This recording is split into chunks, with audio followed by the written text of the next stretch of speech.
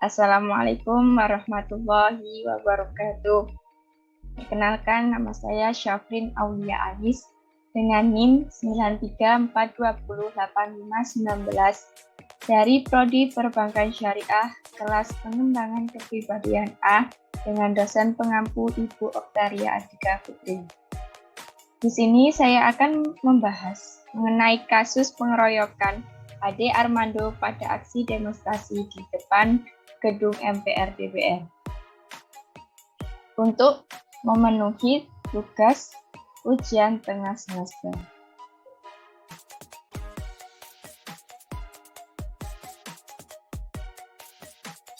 Yang pertama, kita akan membahas mengenai kronologi pengeroyokan Ade Armando.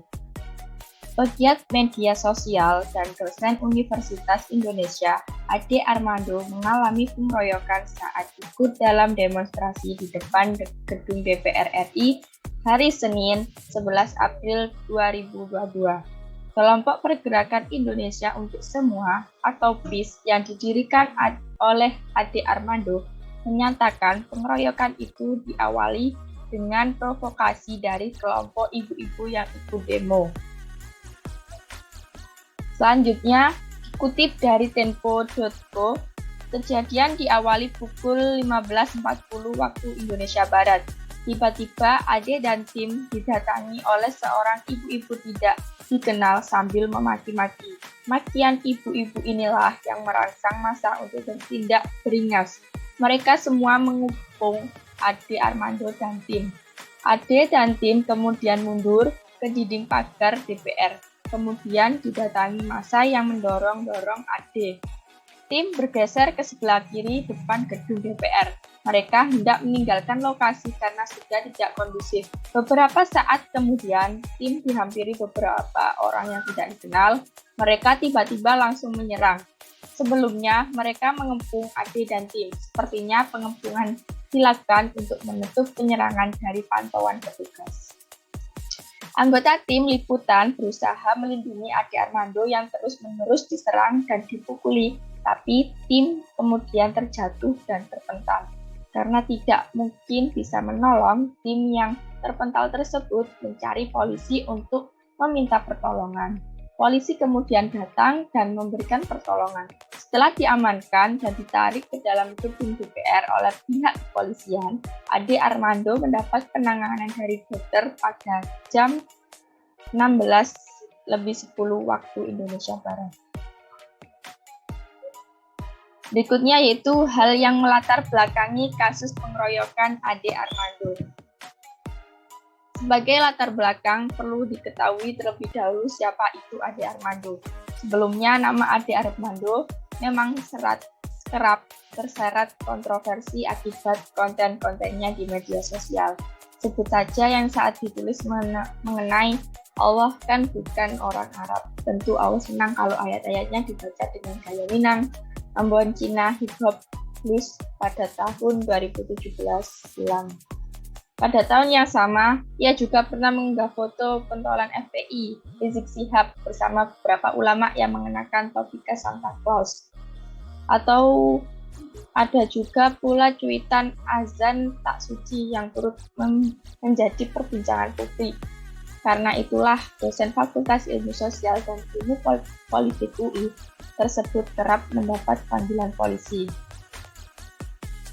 Perlu digarisbawahi bahwa ini memancing korban atau ada unsur kebencian yang membaca konten-konten dari Ade Armando, statement tentang penistaan agama.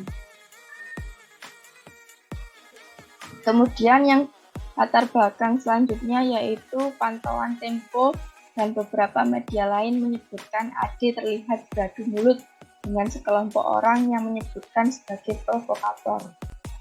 Ada pula teriakan-teriakan bunuh Ade Armando yang bergaung padahal para demonstran telah mulai membubarkan diri. Saat itulah terlihat sejumlah massa dengan pakaian serba hitam yang memulai melempari gedung DPR MPR dengan batu dan kayu. Tak lama kemudian, Ade juga mulai dipukuli oleh massa dan diperkirakan sejumlah 30 orang dengan kayu hingga batu.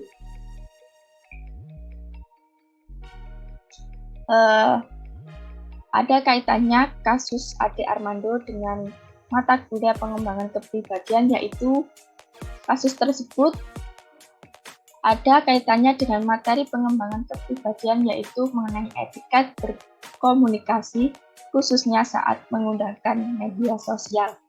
Harus digarisbawahi bahwa yang menjadi motif pengeroyokan Ade Armando itu karena ada statement-statement mengenai penistaan agama yang dibuat di media sosialnya pada tahun 2017 silam.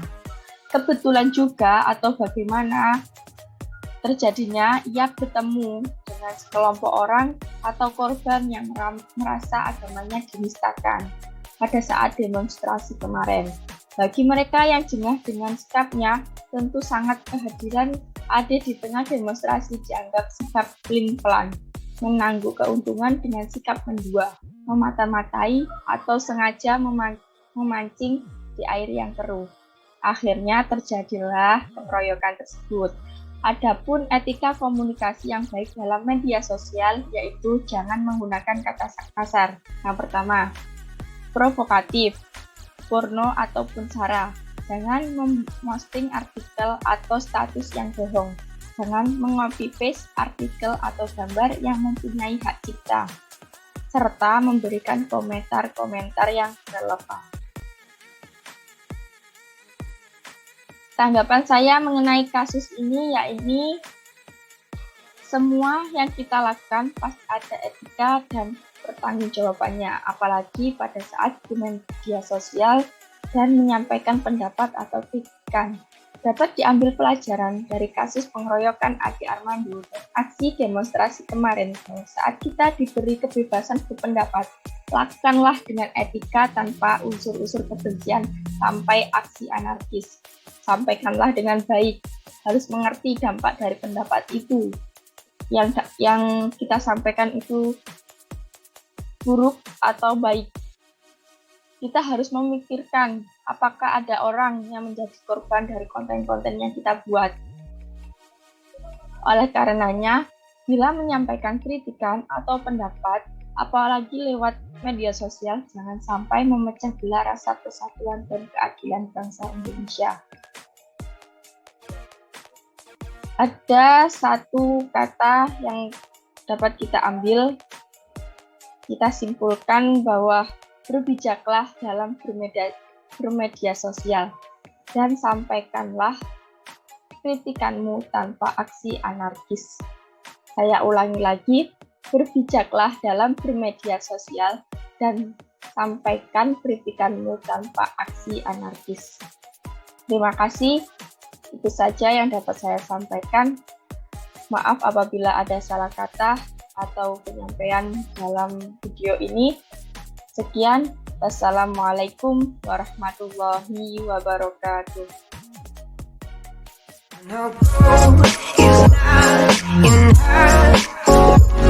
She's a